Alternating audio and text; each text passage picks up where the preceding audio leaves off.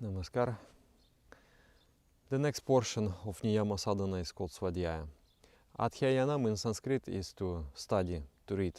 So Sva, Svadhyaya. Sva means on your own, by yourself.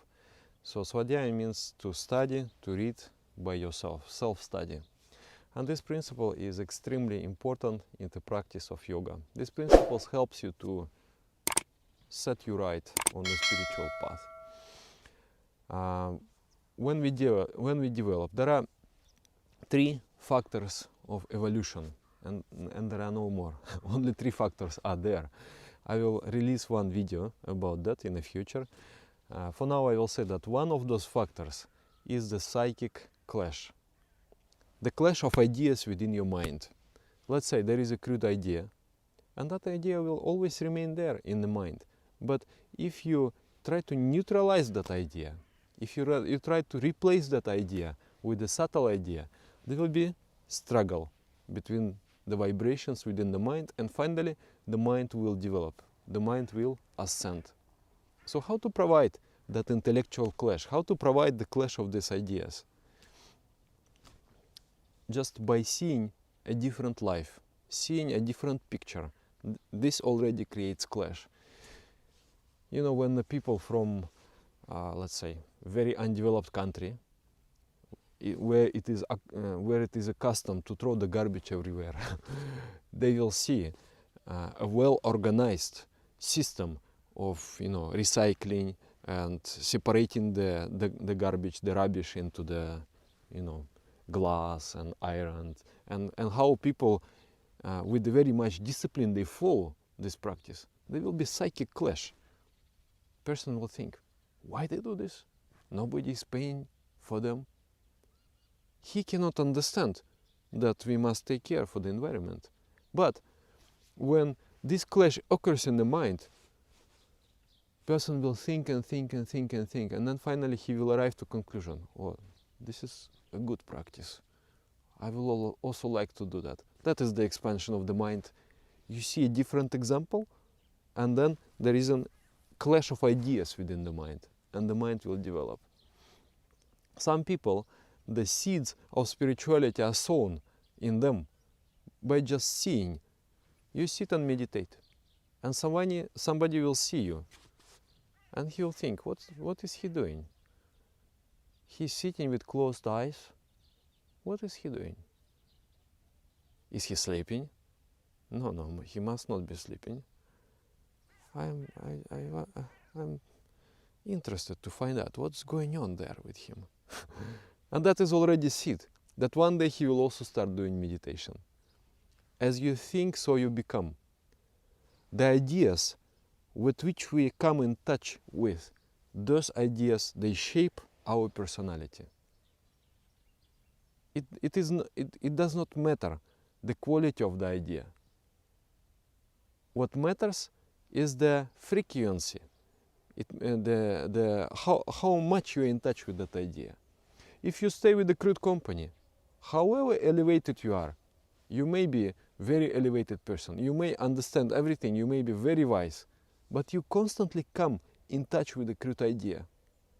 And that idea will slowly corrupt your mind. You'll think, oh, actually can do like this, there is no harm. Everybody does like that, why not? So the mind slowly degenerates.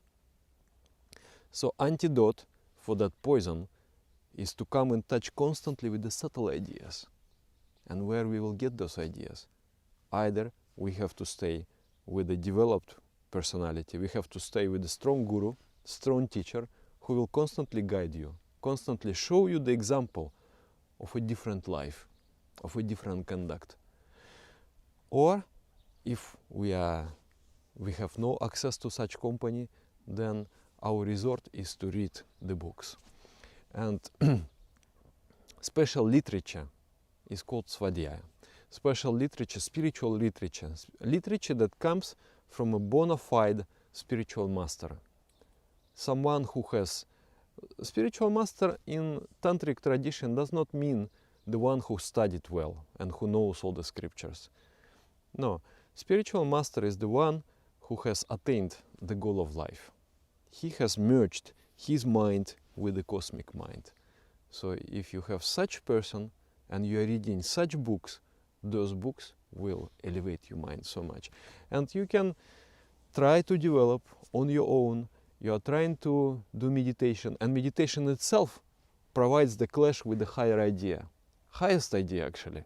You are thinking of the, of the supreme consciousness, but that idea sometimes is too high to grasp, and we have to assimilate much more wisdoms. We have to assimilate much more proper attitudes of life to bring the mind into the state which is capable of meditation. And for that we need to read spiritual books. I am basing my lectures on Dhamma Niyama, on the book which is called Guide to Human Conduct, Jivan Veda. I will put the link under this video, and please go and get acquainted yourself with this book. It is a beautiful book. I have read it, I don't know how many times, 30, 40, 50 times, I don't remember.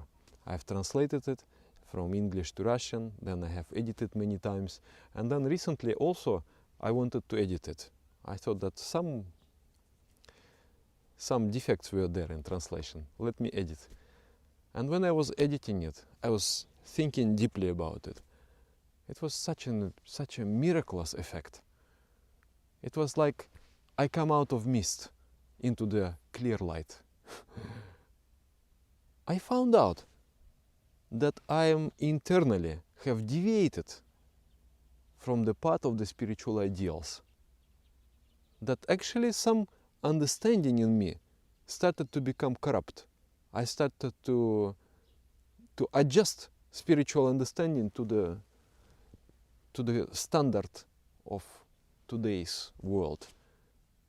And then after reading, it's just like I'm coming out of mist into the clarity. I understand, no. This is my ideal. I accept it wholeheartedly, and I must implement it in my life. You see, this is the effect. And what else can you give this to you? Nothing else can give. Only the pure most spiritual ideas. You come in touch with the pure most spiritual ideas, and you will become pure yourself.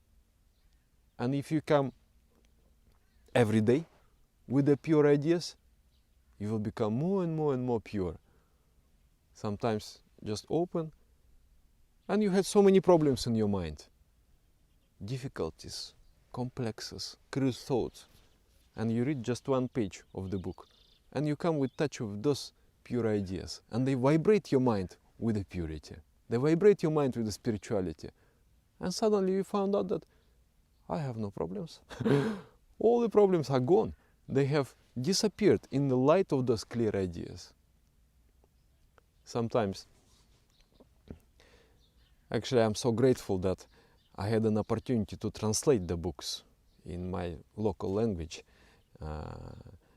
And when translating, you really try to understand the very, very essence of what is said there. And that changes you. After translating one book properly, you can never be the same person again, because you have become that book. After you have read that book has become you. You have become that book. And you are transformed forever.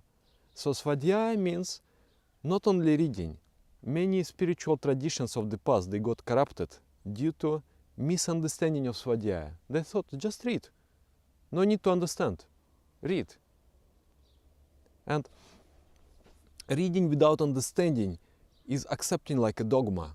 Believing what is said there without asking question why. There is no logic behind, there is no understanding. Just simple dogmatic following the tenets of religion.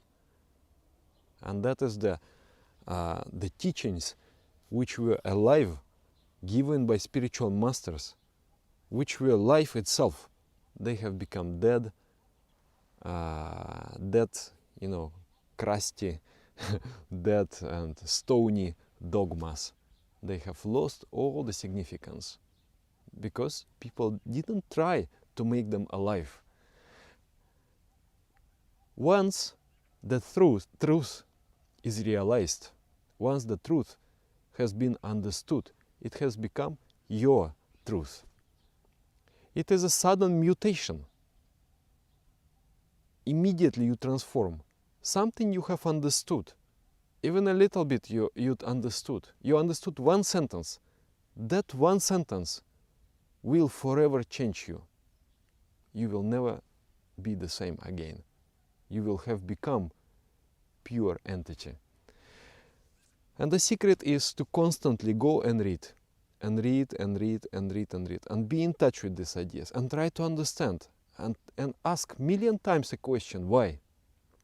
Don't accept it. Don't accept the Svadhyaya as the, okay, it is written and I just put it superficially in my mind. No.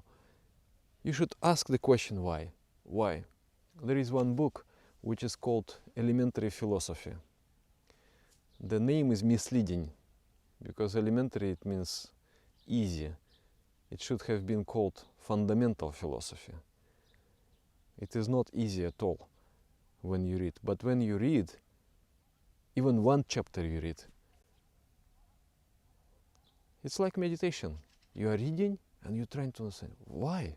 But why the author is saying like this? And then you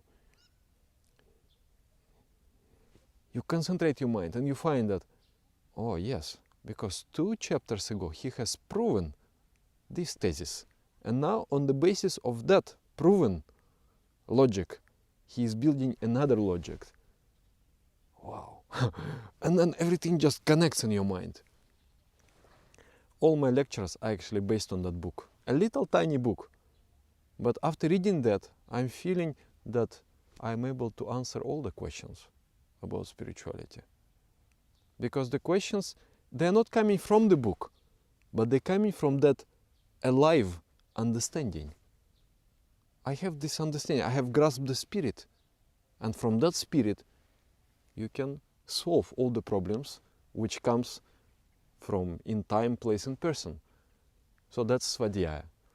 And then when you read Svadhyaya, when you go really dive deep into the texts, then after reading you feel like, okay, let me not do anything, let me sit and meditate. Because you thought about those cosmic things, and then now you want to know them, you read about them, you understood them intellectually, and you have felt the inner urge, the higher layers of the mind has awakened in you, and you felt the inner urge to taste them. So then you sit and meditate, and suddenly your meditation becomes very inspired. So when you're reading Svadhyaya, you are coming in touch with the consciousness of realized master. And with that contact, it's just like having Guru by your side. Guru is living with you in one room. So the same book is living with you in one room. You read that book, you come in touch with the consciousness of the Guru. You become like him. Whatever wisdom he has, you start to have also. And that evolution that you will have, normally we all are evolving if we are not misbehaving, if we are not breaking the laws of nature. But slowly, slowly, slowly we are evolving. But if you read, if you come in touch with the consciousness of the master, then the evolution that's supposed to take 100 years, we will go just in 1 month, in 1 year. We can cross. All these truths, they come as our truths, not the bookish knowledge. So that has to come, of course, together with meditation, because without meditation you cannot really understand spiritual literature. You will read spiritual literature, you will take it as a religion, you will take it as a dogma, and it will be dead. You will try to convince others, but there will be no life in that. And it is a dogma, and it is because there is no life understanding, there will be conflicts. Some person understood this, some person understood that. They understood the parts of the truth. And then they try to tell you those parts, they don't tell you, they don't come together. because there is no understanding. Without that understanding, and then they start to fight, these people. But once there is this voluminous understanding, you understand not only this much, but you understand the very spirit, the very essence, then there will be no fight. You understand there are so many angles, and from so many angles you can speak, and you can think, and you can talk, and it will almost be opposite. But understanding the spirit, you will know that all opposites, they unite in one. So that is the practice of Svadhyaya.